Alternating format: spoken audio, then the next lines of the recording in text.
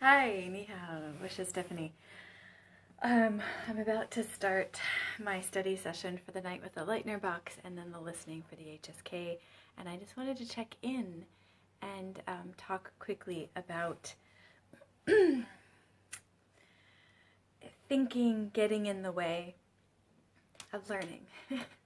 I know it seems counterproductive, but one of the things I like to do with my my flashcards. I'm using the wrong phone because my other phone's dead.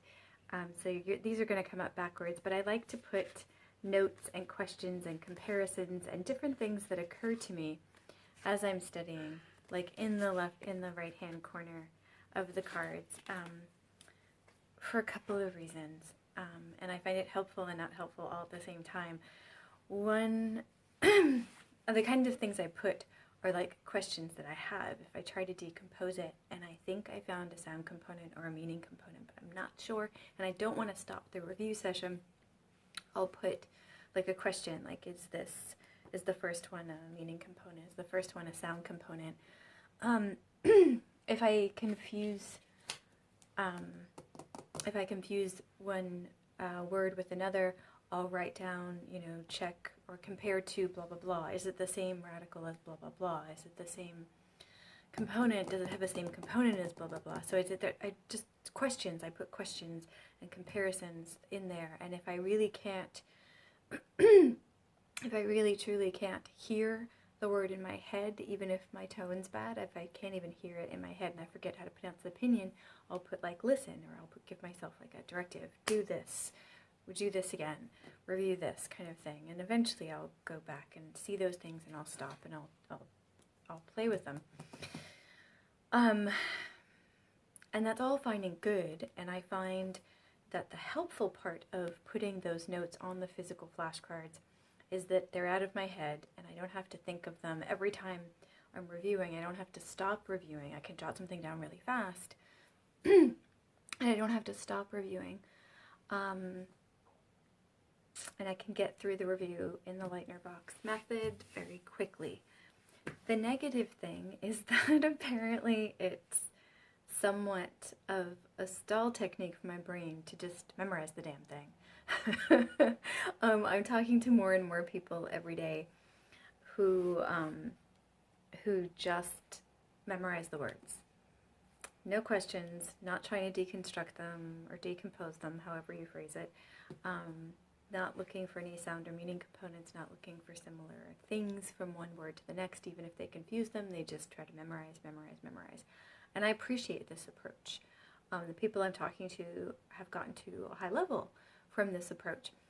But for me, and the brain that I'm dealing with that makes it hard to learn languages, I need to hang the words on something. I need to get to a deeper place with the words, especially with this script. I need to get to a deeper place to remember them, and especially to remember the differences between ones that look the same, and there's a lot of those.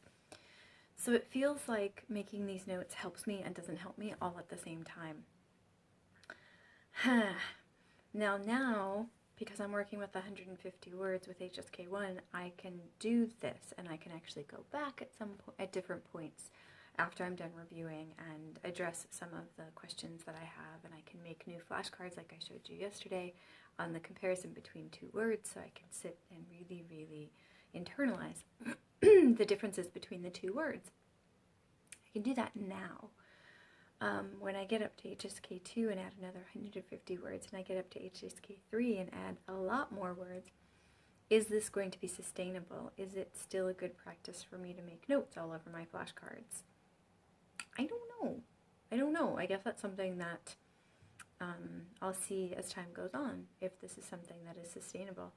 But I do find that I don't want to say people that learn languages well don't think, because that sounds rude, because clearly they're thinking.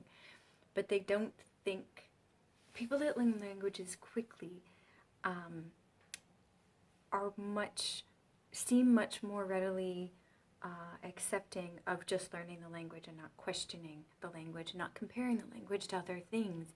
And my brain stops and questions and wants to have like an argument with the learning process and wants to like engage to the point of stopping fluency sometimes with trying to understand the language.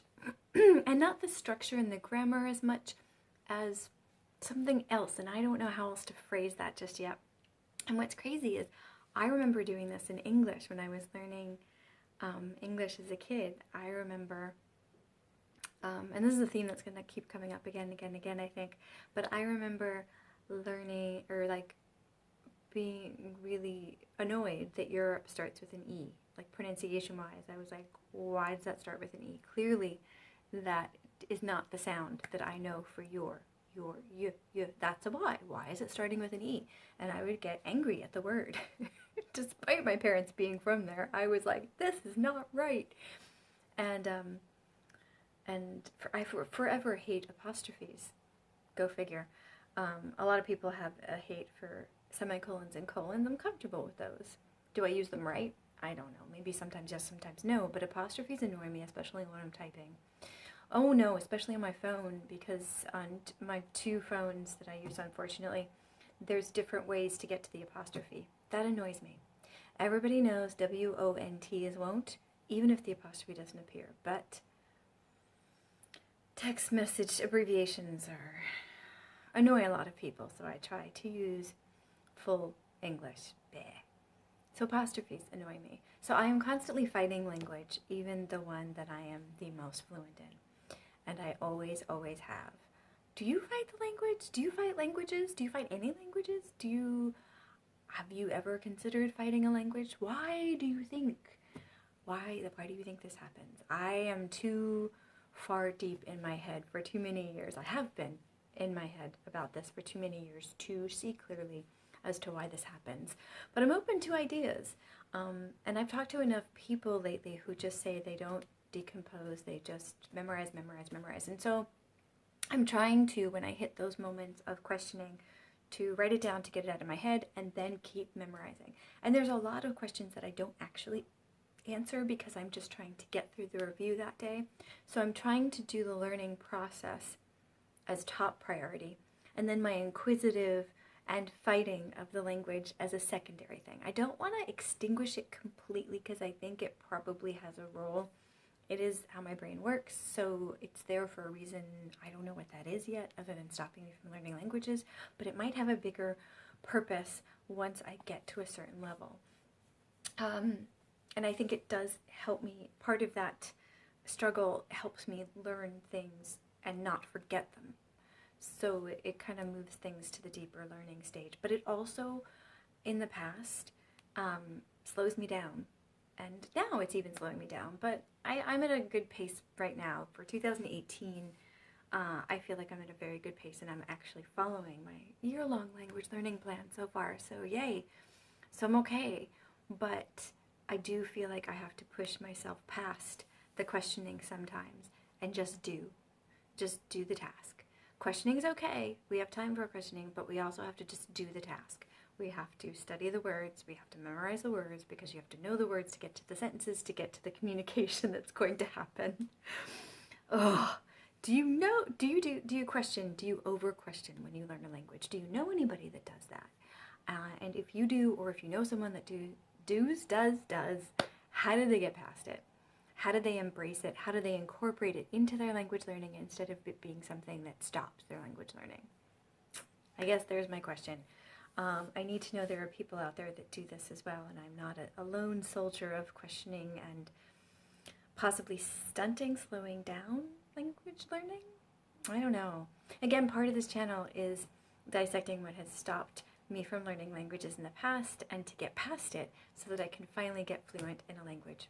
Simplified Mandarin Chinese now, because I'm sick of this. I'm sick of being a monolingual with a few phrases here and there that I can use if I'm in a place and need to order a certain food, or for some reason in Taiwan, fill up my gas tank on my scooter. Well, not for some reason, because I lived there and that's what I did.